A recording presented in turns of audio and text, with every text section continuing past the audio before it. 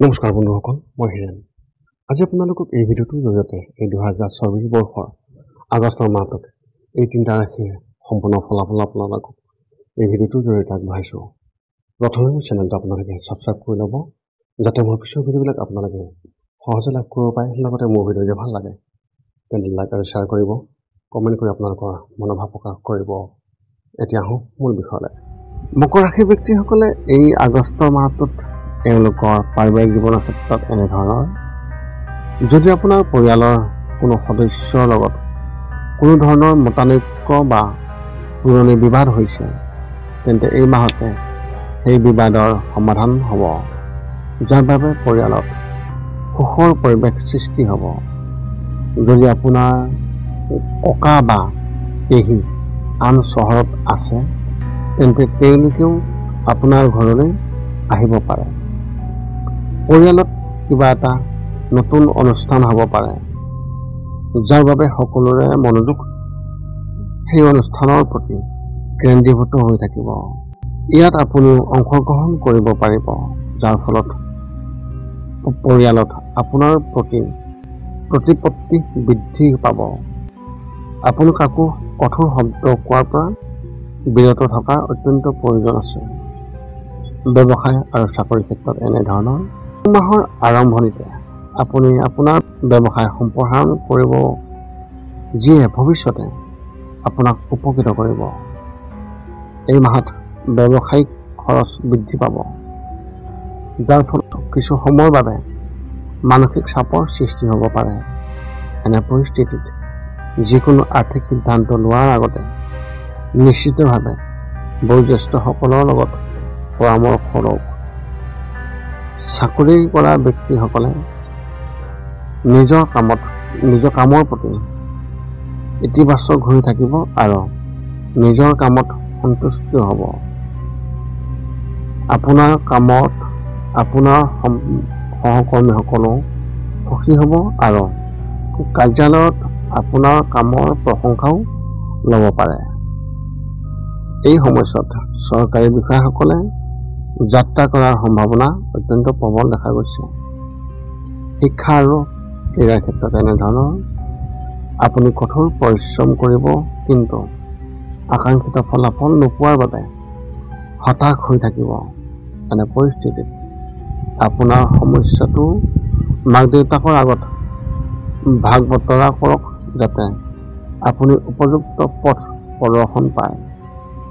যদি আপুনি মাত্ৰ দ্বাদশ উত্তীৰ্ণ হৈ কলেজত পঢ়ি আছে, তেন্তে আপোনাৰ বিশেষ গুৰুত্ব হ'ব আপোনাৰ কেৰিয়াৰ গঢ়ি তোলাত, আৰু ইয়াৰ বাবে আপুনি মূলতঃ আপোনাৰ বন্ধুসকলে কোৱা কথাবোৰত মনোযোগ দিব লাগিব। যদি আপুনি যিকোনো চৰকাৰী পৰীক্ষাৰ বাবে প্ৰস্তুতি চলাই আছে, তেন্তে এই মাহত আপুনি কিছু শুভ চিন পাব পাৰে। ইয়াৰ ফলত আপোনাৰ মনটো উত্তেজিত হৈ থাকিব, যিয়ে ভৱিষ্যতে ইতিবাচক ফলাফল দিব। প্ৰেমৰ ক্ষেত্ৰত এনেধৰণৰ, আপোনাৰ ঘৰুৱা জীৱনত আপোনাৰ পত্নীৰ পৰা সম্পূৰ্ণ সমৰ্থন পাব আৰু তেওঁলোক আপোনাৰ ওপৰত আপ্লুত হ'ব। আপুনি আপোনাৰ সংগীৰ বাবে বিশেষ কিবা এটা কৰিবলৈ চেষ্টা কৰিব, যাৰ ফলত দুয়োৰে মাজত সম্পৰ্ক আৰু অধিক শক্তিশালী হ'ব। এই সময়ত যদি আপুনি আপোনাৰ সংগীক লৈ কিবা সন্দেহ কৰি থাকে বা আছে, তেন্তে তেওঁলোকৰ সৈতে মুকলিকৈ কথা পাতক। বিবাহৰ বাবে অপেক্ষা কৰি থকা ব্যক্তিসকলে এই মাহত নিজৰ ভৱিষ্যতক লৈ চিন্তিত হৈ থাকিব আৰু তেওঁলোকৰ জীৱনলৈ কোনোবা এজন আহিব বুলি আশাবাদী হৈ থাকিব, কিন্তু এনে নোহোৱাৰ বাবে তেওঁলোকে দুখ অনুভৱ কৰিব পাৰে। স্বাস্থ্যৰ ক্ষেত্ৰত এনেধৰণৰ, শাৰীৰিকভাৱে আপুনি একেবাৰে সুস্থ অনুভৱ কৰিব আৰু কোনো ধৰণৰ সমস্যা নহ'ব, কিন্তু মাহৰ দ্বিতীয় সপ্তাহটো হাঁফানি ৰোগীসকলৰ বাবে কিছু অসুবিধা হৈ থাকিব পাৰে। গতিকে আগতীয়াকৈ চিকিৎসকৰ সৈতে যোগাযোগ ৰাখিব লাগে, যাতে পিছত কোনো ডাঙৰ সিদ্ধান্তৰ নহয়। এই মাহত আপোনাৰ বৌদ্ধিক ক্ষমতা বিকাশ হ'ব আৰু আপুনি আগতকৈ অধিক আত্মবিশ্বাসী হ'ব। মাহৰ মাজভাগত মূৰৰ বিষৰ অভিযোগ আহিব পাৰে। আপোনালোকৰ এই মাহত শুভ সংখ্যা হিচাপে 8 আৰু শুভ ৰং হিচাপে ধূসৰ। এই আছিল মকৰ ৰাশি ব্যক্তিসকলৰ এই আগষ্ট মাহটোত তেওঁলোকে কেনেদৰে ফলাফল লাভ কৰিব তাৰে সম্পূৰ্ণ বিৱৰণ। কুম্ভ ৰাশিৰ ব্যক্তিসকলে এই অক্টোবৰ মাহত তেওঁলোকৰ পাৰিবাৰিক জীৱনৰ ক্ষেত্ৰত এনেধৰণৰ ফলাফল লাভ কৰিব। এই মাহত আপোনাৰ পৰিয়ালৰ সকলোৰে মাজত সম্পৰ্ক দৃঢ় হ'ব। মাকৰ স্বাস্থ্যৰ বিশেষ যত্ন লওক আৰু মাকক বাহিৰলৈ যাবলৈ নিদিয়াৰ পৰা বিৰত থাকক। আপোনাৰ ভাই ভনীক সম্পূৰ্ণ মৰম দিয়ক আৰু একে সময়তে তেওঁলোকেও আপোনাৰ পৰা কিবা এটা আশা কৰিব। ঘৰত সকলো স্বাভাৱিক হৈ থাকিব আৰু সুখ শান্তিও একেই থাকিব। এনে সময়ত বাহিৰত ঘৰৰ কথা কোৱাৰ পৰা বিৰত থাকিব। মৃত্যু হনুমান চালিচা আবৃত্তি কৰক। ব্যৱসায় আৰু চাকৰিৰ ক্ষেত্ৰত এনেধৰণৰ ব্যৱসায়িক খৰচ বৃদ্ধি পাব, যিটো আপোনাৰ বাবে চিন্তাৰ বিষয় হৈ পৰিব পাৰে। এনে পৰিস্থিতিত অপ্ৰয়োজনীয় খৰচ পৰিহাৰ কৰি খৰচ নিয়ন্ত্ৰণ কৰক। ব্যৱসায়ত আপোনাৰ বন্ধুসকলৰ সৈতে সঠিক সম্পৰ্ক স্থাপন কৰিব লাগিব, যিয়ে আপোনাক সঠিক পথ প্ৰদৰ্শন কৰিব। চৰকাৰী খণ্ডত চাকৰি কৰা ব্যক্তিসকলৰ ক্ষেত্ৰত সমস্যাৰ সন্মুখীন হ'ব পাৰে, কিন্তু সহকৰ্মীৰ পৰা সম্পূৰ্ণ সমৰ্থন পাব, যিয়ে আপোনাক সন্তুষ্টি দিব। ব্যক্তিগত খণ্ডত কাম কৰা ব্যক্তিসকলে নিজৰ বাবে নতুন ক্ষেত্ৰৰ সন্ধানত থাকিব। এনে সময়ত আপুনি নিজে নতুন কিবা এটা আৰম্ভ কৰাৰ কথা ভাবিব পাৰে। শিক্ষা আৰু কেৰিয়াৰ ক্ষেত্ৰত এনেধৰণৰ এই মাহত ছাত্ৰ ছাত্ৰীসকলে নিশ্চিত ফলাফল লাভ কৰিব আৰু তেওঁলোকৰ পঢ়া শুনাৰ প্ৰতি আগ্ৰহ কম হ'ব। আপুনি নিজৰ বাবে কিছু কাম কৰিব, যিবোৰ ভৱিষ্যতে আপোনাৰ বাবে উপযোগী হ'ব। এনে পৰিস্থিতিত বহুতে আপোনাক বিভ্ৰান্ত কৰিবলৈ চেষ্টা কৰাৰ দেখিবলৈ পাব, কিন্তু লক্ষ্যৰ পৰা বিচ্যুত নহ'ব। মনটোক কেন্দ্ৰীভূত কৰি ৰাখক আৰু নিজৰ উন্নতিৰ ওপৰত কাম কৰক। প্ৰতিযোগিতামূলক পৰীক্ষাৰ প্ৰাৰ্থীসকলে এই মাহত পঢ়া শুনাৰ প্ৰতি বিচলিত হ'ব আৰু নতুন ক্ষেত্ৰৰ প্ৰতি আকৰ্ষিত হ'ব পাৰে।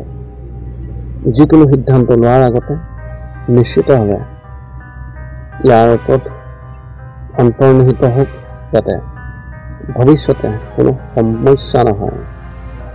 প্ৰেমৰ ক্ষেত্ৰত এনেধৰণৰ এই মাহত প্ৰেম জীৱনৰ ভাৰসাম্যপূৰ্ণ হ'ব। কিছুমান সময়ত আপুনি আপোনাৰ সংগীৰ প্ৰতি হতাশ হ'ব পাৰে, কিন্তু এই হতাশা বেছি দিন নাথাকিব। আপোনাৰ সংগীয়ে আপোনাৰ পৰা বিশেষ কিবা এটা আশা কৰিব, কিন্তু আন কামত মনোনিৱেশ কৰাৰ বাবে সম্পৰ্কটোত কিছু টেঙাটা থাকিব পাৰে।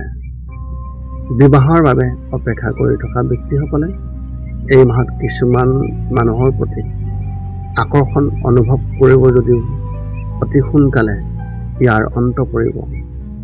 এই মাহত আপোনাৰ মনোযোগ হ'ব এজন প্ৰকৃত সংগী বিচাৰি উলিওৱাৰ দিশত। স্বাস্থ্যৰ ক্ষেত্ৰত এনেধৰণৰ যিসকলৰ কোনো গুৰুতৰ ৰোগ বা সমস্যা আছে, তেওঁলোকৰ স্বাস্থ্যৰ অৱনতি এই মাহত দেখা যাব। সেয়েহে চিকিৎসকৰ পৰা সম্পূৰ্ণ পৰামৰ্শ লৈ থাকিব। মাহৰ তৃতীয় সপ্তাহত কাহৰ সমস্যা হ'ব পাৰে। এনে পৰিস্থিতিত বেছি চিন্তাৰ পৰিৱৰ্তে আয়ুৰ্বেদিক ঔষধ গ্ৰহণ কৰিলে অতি সোনকালে সকাহ পাব। মানসিকভাৱে অলপ হতাশ থাকিব পাৰে আৰু কিবা এটাক লৈ মনত সন্দেহ সৃষ্টি হ'ব পাৰে। এনে পৰিস্থিতিত সন্দেহ আশ্ৰয় দিয়াৰ পৰিৱৰ্তে ইয়াৰ সমাধান কৰাৰ কথা ভাবিলে অতি সুফল পাব। আপোনালোকৰ এই মাহত শুভ সংখ্যা হিচাপে 1 আৰু শুভ ৰং হিচাপে আপোনালোকে এই মাহত বাদামী ৰং ব্যৱহাৰ কৰিব পাৰে। এই আছিল কুম্ভ ৰাশিৰ ব্যক্তিসকলৰ এই আগষ্ট মাহটোত লাভ কৰিবলগীয়া সম্পূৰ্ণ ফলাফলৰ বিৱৰণ। মীন ৰাশিৰ ব্যক্তিসকলৰ এই আগষ্ট মাহটোত তেওঁলোকৰ পাৰিবাৰিক জীৱনৰ ক্ষেত্ৰত এনেধৰণৰ।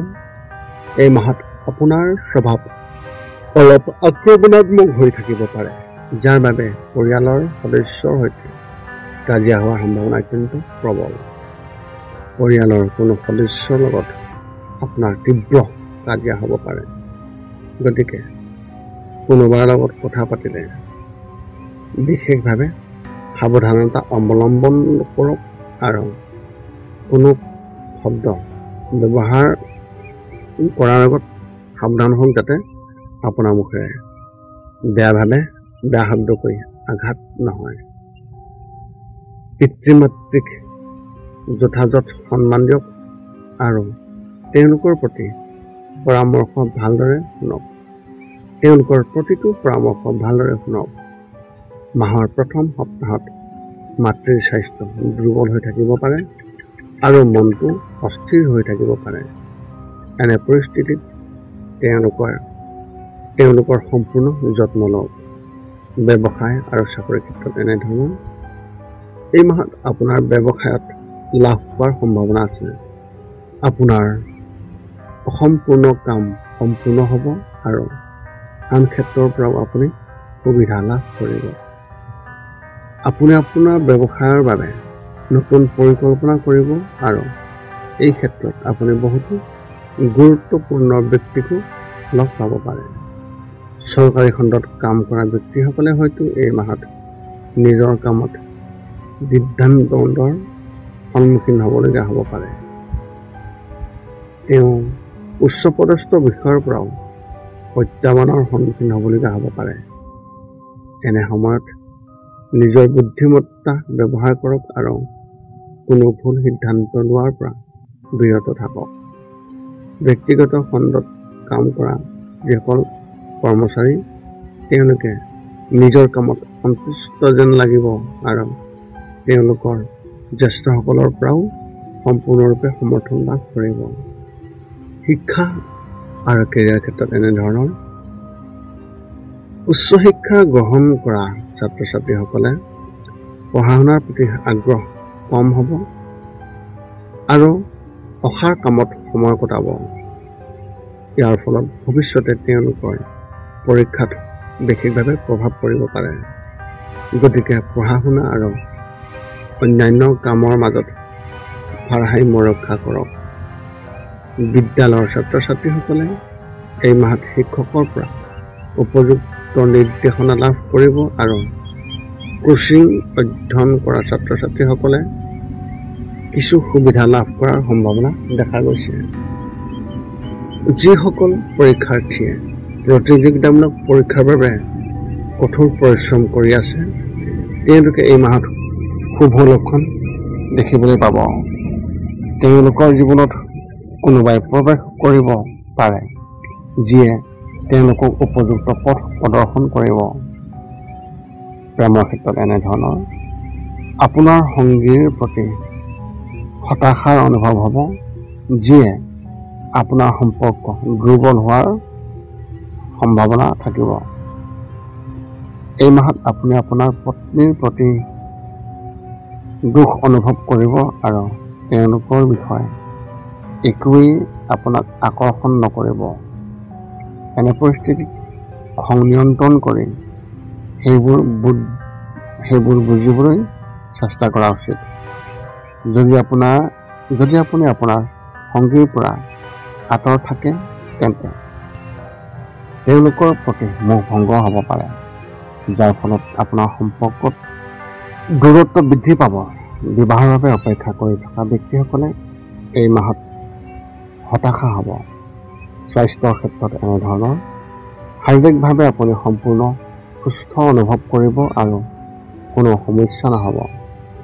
শ্বাস প্ৰশ্বাসজনিত ৰোগীসকলে নিজৰ বিশেষ যত্ন ল'ব লাগে। আৰু বাহিৰলৈ ওলোৱাৰ আগতে সম্পূৰ্ণৰূপে সাৱধানতা অৱলম্বন কৰিব লাগিব। যদি আপোনাৰ শৰীৰত কোনো ফোঁহা ওলোৱাৰ সমস্যা হয় তেন্তে এই মাহত ই বৃদ্ধি পাব পাৰে। মানসিকভাৱে আপোনাৰ স্বাস্থ্য খুবেই ভাল হ'ব আৰু আপোনাৰ বুদ্ধিমত্তাৰ বিকাশ হ'ব। শৰীৰটো নতুনকৈ শক্তিৰে ভৰি থকা অনুভৱ কৰিব আৰু প্ৰতিদিনে নতুন নতুন চিন্তা মনলৈ আহিব। মীন ৰাশি ব্যক্তিসকলৰ এই আগষ্ট মাহটোত এওঁলোকৰ শুভ সংখ্যা হিচাপে 3 আৰু শুভ ৰং হিচাপে গোলাপী ৰং ব্যৱহাৰ কৰিব পাৰে। এই আছিল মীন ৰাশি ব্যক্তিসকলৰ এই আগষ্ট মাহটোত লাভ কৰিবলগীয়া সম্পূৰ্ণ ফলাফলৰ বিৱৰণ। পুনৰ লগ পাম অন্য এটা ভিডিঅ'ত। আজিলৈ ধন্যবাদ।